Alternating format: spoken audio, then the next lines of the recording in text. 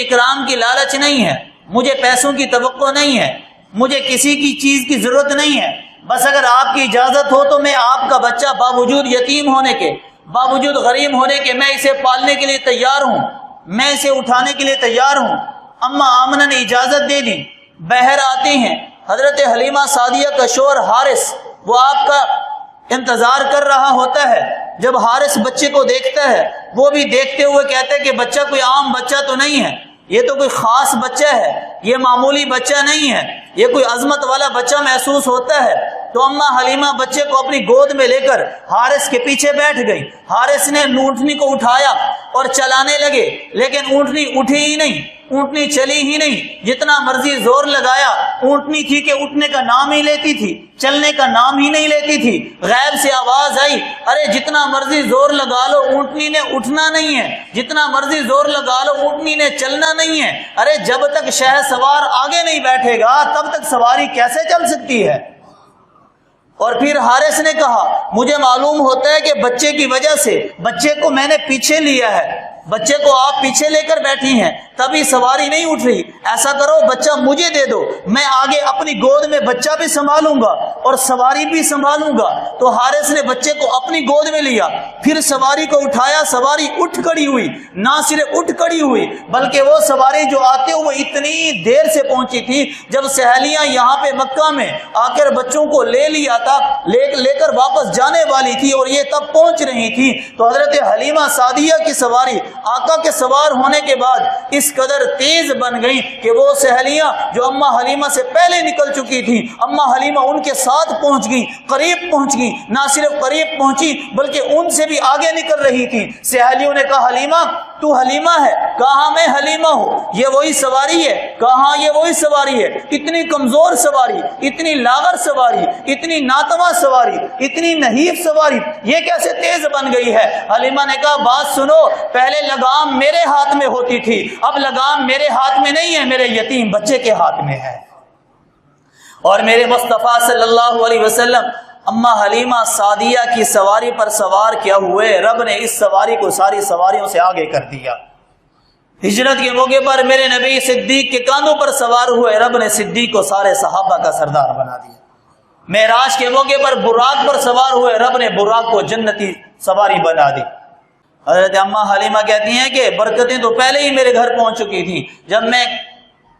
اپنے گھر میں گئی وہ میری کمزور سی نحیف تھی بکریاں، نحیف سی بکریاں جن کے تھنوں میں کبھی دودھ نہیں اترتا تھا، حضور میں جیسے ہی میرے گھر کے اندر آئے، آقا کی برکت سے، آقا کی صدقہ سے وہ جو مردہ تھن تھے وہ زندہ ہو گئے، دودھ کے بھر گئے۔ وہ میرے گھر کے برتن ہی کیا بلکہ میں نے محلے والوں سے پوچھا کہ اے محلے والوں تمہارے برتن ہو تو مجھے دے دو۔ محلے والوں نے کہا، حلیمہ ہم سے مذاق کرتی ہو، تم تو خود دودھ لینے کے لیے ہمارے گھر میں آتی ہو، آج تم ہمیں کیا دودھ دو گی؟ حلیمہ نے کہا، دراصل بات یہ ہے، پہلے صرف میں حلیمہ تھی، اب میں صرف حلیمہ نہیں ہوں بلکہ میں اپنے قریشی بچے کی میں پالنے والی رضائی ماں ہوں۔ میری برکت نہیں ہے، یہ میرا صدقہ نہیں ہے، میرے اندر کوئی کمال نہیں ہے، حقیقت یہ ہے کہ جو بچہ میں لے کے آیا ہوں رب نے اس کی برکت سے میرے گھر میں دودھ کے چشمے جاری کر دیے۔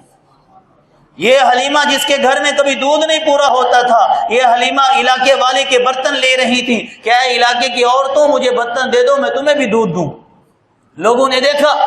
کہ حلیمہ کے گھر میں چراغ جل رہا ہے، لوگ کہتے تھے کہ حلیمہ بڑی تو مالدار ہو گئی ہے۔ اس وقت راتوں کو کسی کے گھر میں اگر چراغ جلتا تھا سمجھتے تھے اس کے پاس تیل زیادہ ہے، اس کے پاس پیسہ زیادہ ہے، ساری رات اس کا کمرہ روشن رہتا ہے۔ سہیلیوں نے کہا، پڑوسیوں نے کہا، خواتین نے کہا، محلے والوں نے کہا، گلی والوں نے کہا، حلیمہ پہلے تو تیرا دیا ہر وقت بجھا رہتا تھا، خیر تو ہے آج کل ہر روز راتوں کو تیرے گھر میں دیا جلتا رہتا ہے، تیرے گھر میں چراغ جلتا رہتا ہے، پیسہ زیادہ آ گیا ہے۔ حلیمہ نے کہا، آؤ میں تمہیں دکھاؤں میرے گھر میں کون سا چراغ ہے۔ آئی، دیکھا کہ میرے گھر میں یہ چراغ نہیں ہے بلکہ میرے گھر میں تو یہ چراغ ہے جس کی برکت سے رب نے میرے گھر کو نور سے منور کر دیا۔ میرے نبی کی برکت سے حلیمہ کا گھر نور سے منور ہو گیا، روشن ہو گیا۔ اما حلیمہ کہتی ہیں، میرے بچے کی عظمت کا ڈنڈکا پورے علاقے میں پھیل گیا، میرے بچے کی عظمت کا تذکرہ اور چرچا پورے علاقے میں ہو گیا۔ اتنا ہو گیا، ایک دفعہ اتفاقی طور پر میرے محبوب صلی اللہ علیہ وسلم کا بچپن میں نہ چاہتے ہوئے ہاتھ کسی پانی کے برتن کے اندر چلا گیا، اس پانی کو کسی مریض نے پی لیا، رب نے شفا دیتی۔ علاقے میں مشہور بات ہو گئی کہ حلیمہ جو بچہ لائی ہے نا وہ بڑا ہی خوش نصیب بچہ ہے، اگر اس کے ہاتھ پانی کے اندر ڈبو دو، اس پانی کو بیمار پی لے تو رب اس بیمار کو شفا عطا کر دیتے ہیں۔ حلیمہ کے گھر کے دروازے کے باہر لائن لگی رہتی تھی بیماروں کی، بیمار ہو کیا بات ہے، حلیمہ کے گھر کے باہر کیوں کھڑے ہوئے ہو؟ کہتے ہیں کہ وہ حلیمہ جو یتیم بچہ لائی ہے نا، ہم اس سے شفا حاصل کرنے کے لیے آئے ہیں، ہم چاہتے ہیں کہ وہ یتیم بچہ اپنا ہاتھ برتن کے اندر ڈالے، اس برتن کے اندر جو پانی ہو وہ ہم پی لیں، اس کی وجہ سے اللہ ہمیں شفا عطا کر دے۔ لوگ خواتین حلیمہ کے گھر کے آگے انتظار میں کھڑی رہتی تھی کہ اس یتیم بچے کا ہاتھ پانی کے اندر آئے اور وہ پانی ہم پی لیں اور ہماری بیماریاں ختم ہو جائیں۔ اور علاقے کے اندر یہ بچہ اس قدر مشہور ہو گیا،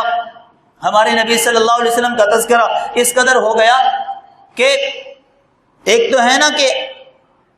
پانی کے اندر ہاتھ جس پانی کے اندر ڈبوتے اس پانی میں اللہ شفا دے دیتے، اور ایک یہ کہ حضور صلی اللہ علیہ وسلم کے ننھے منھے ہاتھوں کو خواتین بیمار پکڑ کے اپنی گالوں کو لگاتے، اپنے سر کو لگاتے، اپنے پیٹھوں کو لگاتے، رب اس کی برکت سے بیماروں کو شفا عطا کر دیتے تھے۔ یہ وہ واقعات ہیں جو دائی حلیمہ کے گھر میں پیش آئے، جو دائی حلیمہ بتاتی ہیں کہ اس بچے کی برکات، اس بچے کی کرشمے، اس بچے کی وجہ سے کیا کیا واقعات رونما ہوئے۔ یہ ایسا عظیم بچہ، حضرت اماں حلیمہ سعدیہ فرماتی ہیں مجھ سے شیمہ نے کہا کہ ماں جی مجھے اجازت دو، میں اپنے قریشی بھائی کو میں بکریاں چرانے کے لیے ساتھ لے کے جاؤں گی۔ ماں نے کہا کہ بیٹا یہ تو معصوم سا بچہ ہے، تھک جائے گا، اسے مت لے کے جا، یہ کیا تیرے ساتھ بکریاں چرائے گا، تو اس کو سنبھالے گی یا بکریوں کو سنبھالے گی؟ تو شیمہ کہتی ہے اماں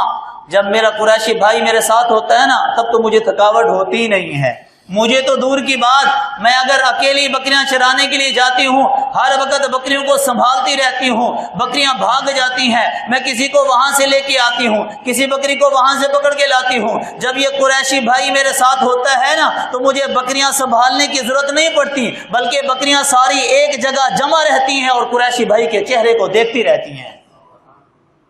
جب میں اکیلی ہوتی ہوں تو میں بکریوں کے پیچھے بھاگتی ہوں، اور جب قریشی بھائی ساتھ ہوتا ہے تو بکریاں ہمارے پیچھے بھاگتی ہیں۔ تو اس وجہ سے اماں صرف اتنا ہی نہیں، جب میں اپنے قریشی بھائی کو لے کے جاتی ہوں نا تب مجھے دھوپ بھی نہیں لگتی، میں اکیلی جاتی ہوں نا بڑی دھوپ ہوتی ہے، لیکن جب میں قریشی بھائی کو لے کے جاتی ہوں تو اس قریشی بھائی کی برکت کی وجہ سے بادل سایہ کرتے ہیں، اور جہاں جہاں میں اور بکریاں جاتی ہیں وہاں وہاں ہمارے اوپر بادلوں کا سایہ رہتا ہے۔ نہ صرف اتنا اماں، جب میں اکیلی ہوتی ہوں بکریاں چرانے کے لیے، بھیڑیا بکریوں کو کھا جاتا ہے، کبھی کوئی بھیڑیا کسی بکری کا شکار ہو گیا تو کبھی کسی بکری کا شکار ہو گیا، اماں جب یہ قریشی بھائی ساتھ ہوتا ہے نا تو وہ بھیڑیا جو ہر وقت حملہ کرتا ہے بکریوں پر، وہی بھیڑیا ہو کر ہماری بکریوں کی حفاظت کرتا ہے اور میرے قریشی بھائی کا چہرہ دیکھتا ہے۔ پہلے میں جاتی تھی بکریاں بھوکے پیٹ واپس لا آتی تھیں، لیکن جب میں قریشی بھائی کو لے کے جاتی ہوں تو بکریاں اب چرتی بھی نہیں ہیں، دیکھتی بھی صرف میرے قریشی بھائی کا چہرہ رہتی ہیں، پیٹ بھر کر واپس آتی ہیں۔